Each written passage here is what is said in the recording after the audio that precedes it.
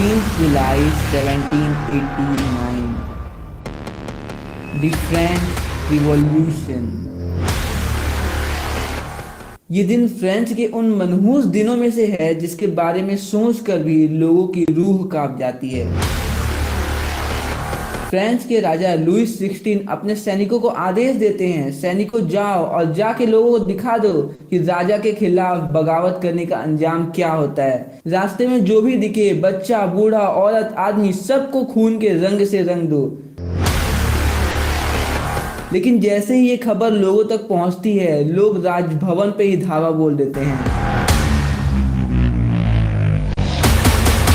वो बिल्डिंग जो राजा की ताकत दर्शाती थी, द बास्टर, लोग वहां के कमांडर को बहुत ही बेरहमी के साथ मार देते हैं। सारे के सारे साथ अपराधियों को रिहा कर देते हैं और लोग द बास्टर के एक एक ईंट को विद्रोह की निशानी के तौर पे अपने घर ले आते हैं। लेकिन यार, आखिरकार ये रिवॉल्यूशन हुआ क्यों? और आखिरकार ऐसा क्या हुआ कि राजा लुइस 16 ने अपने ही सैनिकों को अपने ही प्रजा के खिलाफ लड़ने का आदेश दे दिया? तो इस चैप्टर द फ्रेंच रिवॉल्यूशन में हम जानेंगे कि आखिरकार ये फ्रेंच रिवॉल्यूशन हुआ क्यों, फ्रेंच रिवॉल्यूशन के बाद राजा का क्या हुआ, और क्या फ्रेंच रिवॉल्यूशन के बाद लोगों की सारी प्रॉब्लम सॉल्व हो गई। फ्रेंच रिवॉल्यूशन का जो सबसे बड़ा कारण था, जो सबसे बड़ा रीजन था, वो ये था कि फ्रेंच की सोसाइटी 3 पार्ट में बटी थी और ये तीनों पार्ट एकदम ही अनइक्वल थे। जो सबसे पहला पार्ट था, जिसको हम सबसे पहला स्टेट भी कहते हैं, ये थे क्लर्जीमैन्स, मतलब वो लोग जो किसी तरीके से चर्च से जुड़े थे, जैसे कि चर्च के फादर हो गए। जो दूसरा स्टेट था, उसमें आते थे किंग और फैमिली, मतलब राजा और उसका पूरा का पूरा खानदान, जिसमें 300 से 400 लोग आते थे। और जो तीसरा स्टेट था, उसमें बाकी पूरी की पूरी प्रजा आती थी, चाहे वो कोई बिजनेसमैन हो, चाहे वो रूल मेकर्स हो, चाहे वो आर्टिस्ट हो, चाहे वो इंजीनियर्स हो, वो डॉक्टर्स हो, या फिर हो किसान। ये जो तीनों के तीनों स्टेट थे, इनके बीच में इक्वालिटी, फ्रीडम और रिसोर्सेज इन इक्वल डिस्ट्रीब्यूशन में थी। यही वो कारण था कि जो फ्रेंच रिवॉल्यूशन है वो फाइनली 1789 में होता है। जैसे कि ये जो फ्रांस में थर्ड स्टेट के लोग थे, ये 98% से भी ज्यादा थे, लेकिन इनके पास पूरे देश में जमीन केवल और केवल 50% ही थी। न सिर्फ फ्रांस में अनइक्वल जमीन का डिस्ट्रीब्यूशन था, बल्कि टैक्स भी केवल और केवल थर्ड स्टेट वालों को ही देना पड़ता था। और सबसे अजीब बात यह थी कि थर्ड स्टेट के लोगों को, मतलब पूरी, केवल राजा को टैक्स नहीं देना पड़ता था, बल्कि टैक्स वहां की चर्च भी लिया करती थी। को टैक्स कहा जाता था, और वो टैक्स जो राजा लिया करता था वो एक नहीं, दो नहीं, बल्कि 3 तरीके का होता था। सबसे पहले तो वो टेल लेता था, जिसको आप तेल कह सकते हो, जिससे आपको याद रहे कि राजा गरीबों का तेल निचोड़ देता था टैक्स लेने के लिए। जो दूसरा टैक्स लेता था वो लेता था फ्यूडल ड्यूज, और जो तीसरा टैक्स लेता था वो इनडायरेक्ट टैक्स लेता था, मतलब टोबैको और सॉल्ट जैसी चीजों पे जो राजा था वो पहले से टैक्स लगा देता था, जिससे जब भी लोग उसे परचेज करते थे तो उन्हें एक्स्ट्रा पैसे देने पड़ते थे। बेशक फ्रेंच रिवॉल्यूशन से पहले भी थर्ड स्टेट के लोगों ने कई बार अपनी आवाज उठाने की कोशिश की, लेकिन हर बार की तरह गरीबों की आवाज दबा दी जाती थी, चाहे वो पैसे के दम पे हो या फिर आर्मी के दम पे। लेकिन जैसे जैसे थर्ड स्टेट के लोग और ज्यादा एजुकेट हो रहे थे और ज्यादा एडवांस हो रहे थे, उन्हें ये एहसास हो रहा था कि अब जरूरत है तो ये तीनों की तीनों स्टेट में अनइक्वल अमाउंट की रिसोर्स की डिस्ट्रीब्यूशन को खत्म करने की। और तो और बहुत सारे फिलोसोफर जैसे जैस्क्यू रोस्यू और जॉन लॉकी का ये भी मानना था कि राजा को भगवान ने कोई स्पेशल पावर देके नहीं भेजा है, उसे भी उतनी ही पावर मिलनी चाहिए जितनी हम सबके पास है। और असलियत में राजा वो नहीं होना चाहिए जिसका जन्म शाही खानदान में हुआ हो, बल्कि वो होना चाहिए जो सोशल पीपल हो, जो लोगों की सुनता हो और लोगों की बातें मानता हो। खैर 1774 में जब फ्रेंच रिवॉल्यूशन हुआ था, उस समय फ्रांस के राजा लुइस 16 थे। खैर लुइस 16 की शादी ऑस्ट्रिया के प्रिंसेस मैरी एंटोनी के साथ हुई थी, जो एक बहुत ही सुंदर, सुशील और संस्कारी किस्म की लड़की थी। जैसे ही मैरी एंटोनी की शादी लुइस 16 के साथ होती है, वो लुइस 16 के साथ मिलके अपने आसपास की 13 कॉलोनीज पे, जहां पे ब्रिटिश कब्जा कर लिए थे, उन्हें आजाद करवाती हैं। लेकिन इसमें बहुत ज्यादा खर्चा आता है। पहले से ही फ्रांस के ऊपर 2 बिलियन लीव्स का लोन था, और अब वॉर की वजह से ये लोन 1 बिलियन लीव्स और ज्यादा बढ़ गया था। और तो और अब जो लोन देने वाले लोग थे उन्होंने भी लोन का इंटरेस्ट रेट बढ़ा के 10% कर दिया था। फ्रांस के ऊपर ऑलरेडी लोन 3 बिलियन लीव्स हो चुका था, लेकिन ये लोन और ज़्यादा बढ़ते जा रहा था क्योंकि फ्रांस के जो राजा थे वो बहुत ज़्यादा लग्जूरियस लाइफ परस्यू करते थे। उनका महल बहुत ज़्यादा आलीशान था जिसकी मेंटेनेंस में ही बहुत सारा पैसा खर्च होता था। और तो और सारे के सारे राजा के ऑफिसर्स को पेमेंट भी देनी होती थी और आर्मी के मेंटेनेंस में भी बहुत ज़्यादा पैसा खर्च होता था, जिसकी वजह से फ्रांस में पैसे की बहुत ज़्यादा कमी होने लगी और राजा ने सॉल्यूशन निकाला कि अब टैक्स और ज़्यादा बढ़ाया जाएगा। लेकिन प्रॉब्लम ये थी कि राजा अकेले अपने मन से टैक्स नहीं बढ़ा सकता था, उसे स्टेट जनरल मीटिंग बुलानी पड़ती थी जिसमें तीनों के तीनों स्टेट के लोग अपने अपने रिप्रेजेंटेटिव्स भेजते थे और वो फिर डिसीजन लेते थे कि क्या फैसला लिया जाएगा। आखिरी बार ये मीटिंग 1614 में बुलाई गई थी और राजा लुइस 16 ने दोबारा ये मीटिंग 5 मई 1789 पे बुलाई, जहां पे पहले स्टेट से मतलब क्लर्जीमैन से 300 लोग आए थे, दूसरे स्टेट मतलब राजा और उसके खानदान से 300 लोग आए थे और थर्ड स्टेट मतलब पूरी की पूरी प्रजा से 600 लोग एज अ रिप्रेजेंटेटिव आए थे। लेकिन प्रॉब्लम ये थी कि यहाँ पे हर एक इंसान का एक एक वोट नहीं था, बल्कि पहले स्टेट के पास केवल और केवल एक वोट था, दूसरे स्टेट के पास केवल और केवल एक वोट था और तीसरे स्टेट के लोगों के पास केवल और केवल एक वोट ही देने का अधिकार था। तो बेशक हर बार जो पहला स्टेट और दूसरा स्टेट चाहता है वही चीज तीसरे स्टेट के लोगों के ऊपर इन्फोर्स कर दी जाती थी और तीसरे स्टेट के लोगों को हमेशा दबा दिया जाता था। ये अनइक्वल वोट्स को लेके थर्ड स्टेट के लोग दोबारा विद्रोह करते हैं, लेकिन इस बार भी फर्स्ट स्टेट और सेकंड स्टेट के द्वारा उनकी बात नहीं सुनी जाती है। लेकिन इस बार थर्ड स्टेट के लोग वहां से गुस्से में बिना वोट दिए बाहर निकल जाते हैं और वो सब के सब 20 जून 1789 को एक इंडोर टेनिस कोर्ट में इकट्ठे होते हैं और अपने आप को नेशनल असेंबली डिक्लेयर कर देते हैं और वो सब के सब ये फैसला लेते हैं कि हम अपना खुद का कॉन्स्टिट्यूशन अपने खुद के लॉज बनाएंगे और इस टेनिस कोर्ट से तब तक बाहर नहीं निकलेंगे जब तक हमारे पास हमारा खुद का कॉन्स्टिट्यूशन ना हो। इस कॉन्स्टिट्यूशन के जो सबसे महत्वपूर्ण सबसे इंपॉर्टेंट फीचर्स थे वो ये थे कि जो फर्स्ट स्टेट के लोग थे मतलब क्लर्जी मैंस उन्हें टैक्स लेने का अधिकार छीन लिया गया था। और तो और चर्च ने जितनी भी जमीन ऑक्यूपाई कर रखी थी चर्च के अलावा आने वाली जगहों पर उसे भी चर्च से छीन लिया गया था। और तो और राजा की पावर को 3 पार्ट में तोड़ दिया गया था, लेजिस्लेटिव, एग्जीक्यूटिव और जुडिशियरी, जहां पे लॉ बनाने का हक केवल और केवल नेशनल असेंबली के लोगों को ही था। राजा का काम था केवल उन सारी चीजों को ऊपर से देखना जैसे हमारे यहाँ प्रेसिडेंट का काम है, और जुडिशियरी का काम था सारे के सारे लॉज को इम्प्लीमेंट करवाना और जो भी इन लॉज को फॉलो नहीं करता है उनको सजा देना। लेकिन क्या राजा लुइस 16 इस कॉन्स्टिट्यूशन को एक्सेप्ट करता है, ये जानेंगे हम अगले पार्ट में।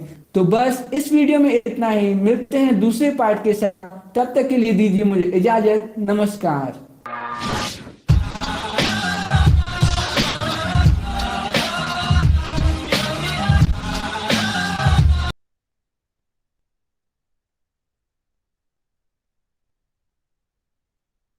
Let's go to the world of coding. Are you ready for that? Yes! And the mouse is following me and the cat is following the mouse.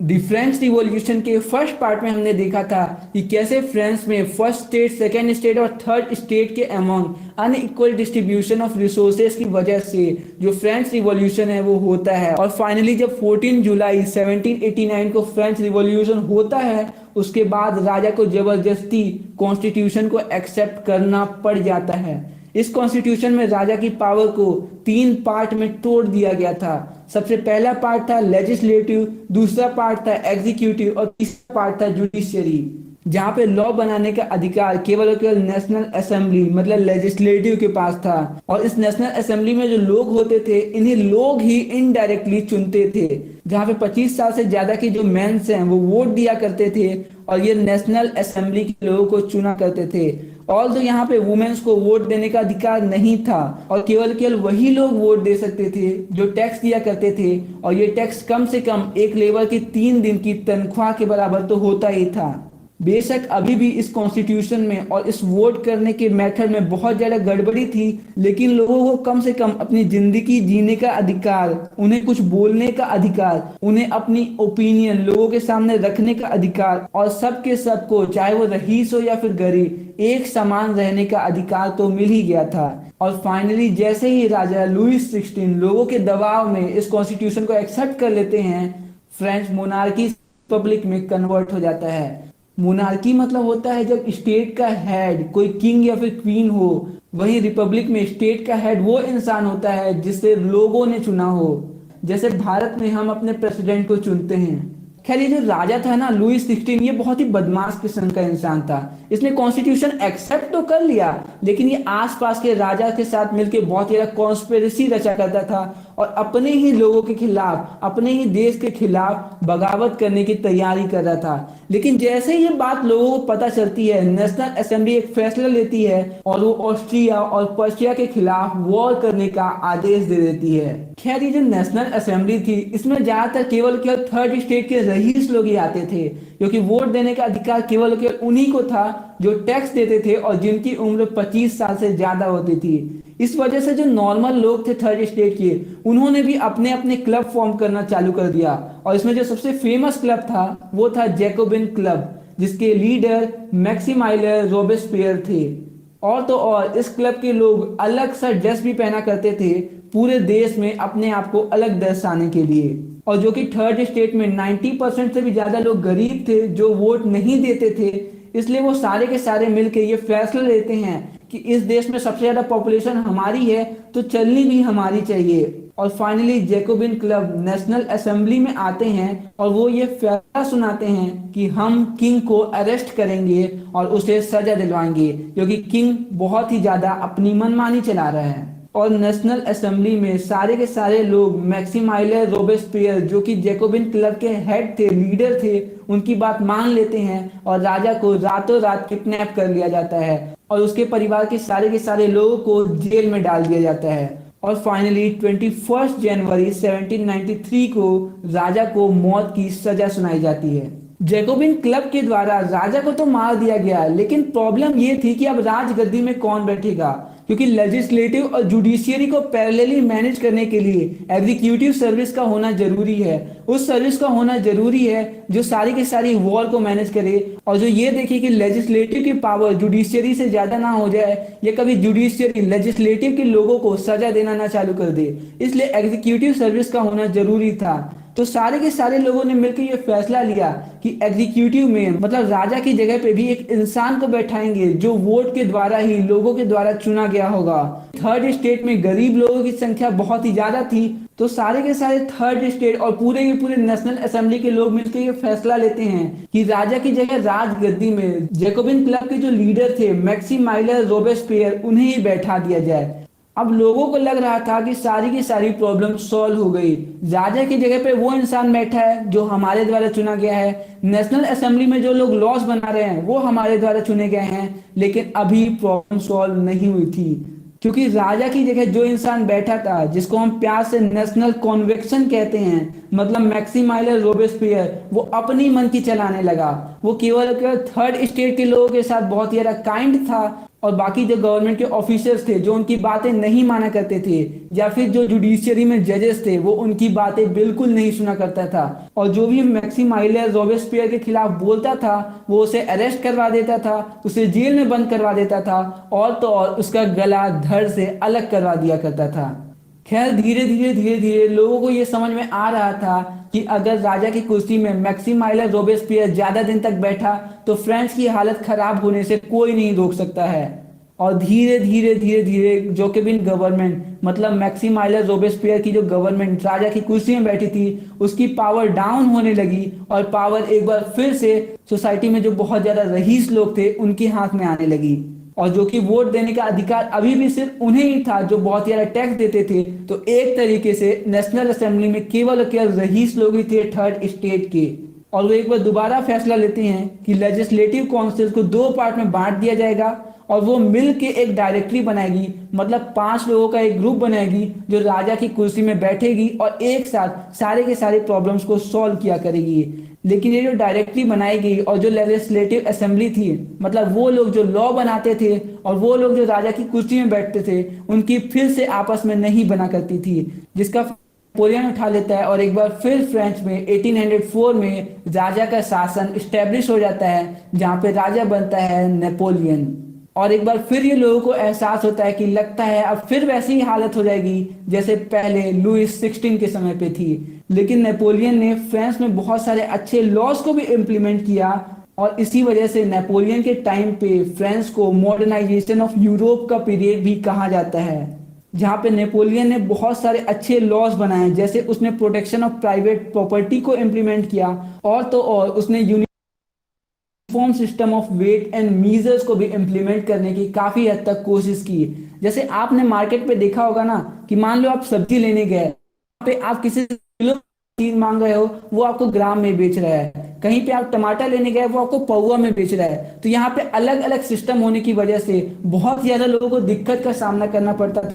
Napoleon ने इस सारी चीजों को केवल केवल एक यूनिट मतलब किलोग्राम में लाने की कोशिश की और ये काफी हद तक कामयाब भी रही और पूरी की पूरी।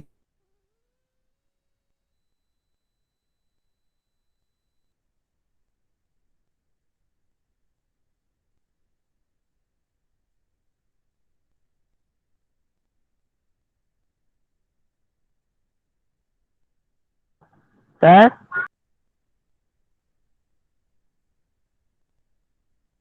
सर आवाज नहीं आ रही। बस वेट करिएगा बेटा, वेट करिए 1 मिनट, वो लेफ्ट हो गया। अभी मैं वापस कलेक्ट कर रहा हूँ ना।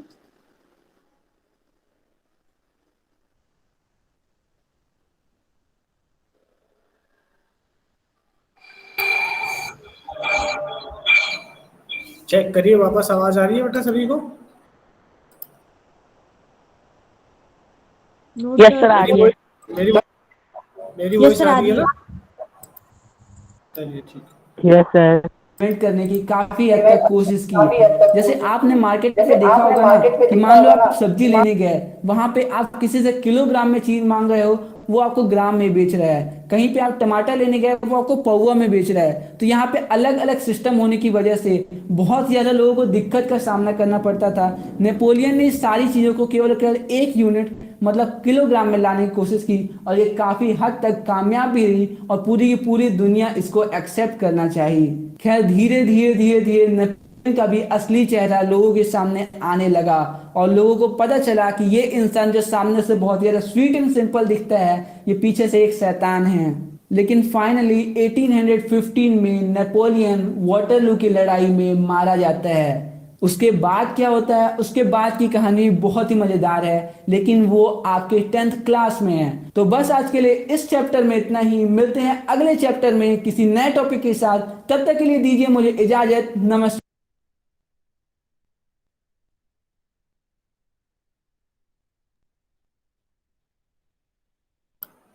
यस, ये एक रिवीजन क्लास थी जिसमें हमने सिविक्स का जो चैप्टर है कॉन्स्टिट्यूशनल डिजाइन उसको देखा है। अब इस चैप्टर को आप रीडिंग टास्क में नोट करिए। सॉरी, फ्रेंच रेवोल्यूशन को मैंने कहा है, उसको आप पूरे चैप्टर को पढ़िए, उसके क्वेश्चन आंसर्स देखिए। अगले क्लास में जब हिस्ट्री की क्लास करेंगे तो उसमें हम एक टेस्ट करेंगे फ्रेंच रेवोल्यूशन के ऊपर। ठीक है, तब तक के लिए जय हिंद। कोई क्वेश्चन है किसी का, कोई चीज पूछना चाहे तो पूछ सकते हैं। इस वीडियो से संबंधित, इस चैप्टर से संबंधित कोई भी डाउट्स, कोई भी चीज हो जानने की हो, पूछ सकते हैं बेटा। कोई भी डाउट हो नहीं है तो कोई बात नहीं है, आप क्लास लेफ्ट कर सकते हैं। ठीक है, और एक चीज और सुनिए बेटा पहले। एक बात कहना चाह रहा हूं मैं, आप ध्यान से सुनिएगा, आपके लिए बहुत इंपॉर्टेंट है, क्योंकि ये Yes, आप 10th के बोर्ड से रिलेटेड